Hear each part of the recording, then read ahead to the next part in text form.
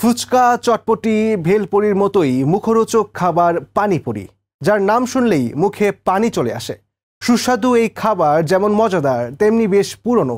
Street এই food মানুষের পছন্দের তালিকার শীর্ষস্থান দখল করে আছে যুগ যুগ ধরে। রাস্তার পাশে মুখরোচক পানিপুরির দোকানে ভিড় লেগেই থাকে। খোকা-খুকি, যুবক যুবতী, তরুণ তরুণী কিংবা বৃদ্ধ বৃদ্ধা সবাই কম বেশি পছন্দ করেন এই পানিপুরি। পানিপুরি যে একটি টক ঝাল খাবার সেটি আর বলার অপেক্ষা রাখে না।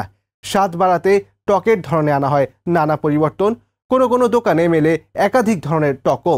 স্বাদ বাড়ানোর জন্য যে কোনো খাবারে আনা হয় নানা পরিবর্তন, সেটি নতুন কিছু নয়। তবে যদি বদলে ফেলা হয় পুরো খাবারের আসল ধরন, তাহলে তেমন বদলের প্রতিযোগিতায় ভারতে এখন মিলছে মিষ্টি পানিপুরি, তাও আবার ভাজা।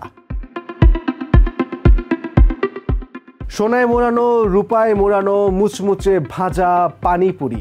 নামে পানিপুরি, তবে রূপে ও স্বাদে একেবারে যেন ভিন্ন কিছু। মিলছে ভারতের গুজরাটের আহমেদাবাদে। বিক্রেতা ড্রাই ফ্রুট আর শরবতের সঙ্গে পরিবেশন করছেন পানিপুরি। ড্রাই ফ্রুট আর শরবতের সঙ্গে পানিপুরি, ব্যাপারটা কেমন বেমানান, তাই না? পানিপুরির সঙ্গে মিলবে তেঁতুলের টক, নাগা টক কিংবা টক দইয়ের টক। ড্রাই ফ্রুট আর শরবত এলো কোথা থেকে? এটি আবার কোন দেশের রেসিপি? আহমেদাবাদের এই পানিপুরি যেন তেন পানিপুরি নয়, এটি ভাজা পানিপুরি, যা বিশ্বের আর কোথাও পাবেন না। তার উপর এটির আকর্ষণ বাড়াতে পেঁচানো হয় গোল্ডেন সিলভার ফয়েলও। এক প্লেটে 6টি ভাজা পানিপুরি, ওপরে জড়ানো সোনালী রূপালী ফয়েল। আলুর পুরের বদলে তাতে দেয়া হচ্ছে কাজু, পেস্তা ও আমন্ড, একেবারে শাহী আন্দাজ। স্বাদ বাড়াতে দেয়া হচ্ছে মধুও। আলাদা 6টা ছোট গ্লাসে দেয়া হয় একটু একটু শরবত। সোশ্যাল মিডিয়ায় ভাইরাল এই পানিপুরি, নেটিজেনরা জানিয়েছেন মিশ্র প্রতিক্রিয়াও। কেউ কেউ বলছেন পানিপুরির স্বাদ এতে মিলবে না, ড্রাই ফ্রুট আর শরবতের দরকার নেই। কেউ কেউ বলছেন তারা রাস্তার ধারের পানিপুরি খেতেই পছন্দ করেন।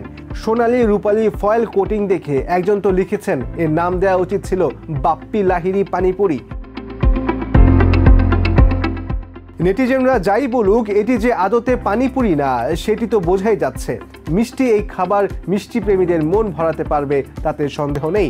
তবে চটপটা খাবার প্রেমীদের জন্য এটি শুকনো ফলপুরি ছাড়া আর কিছুই নয়।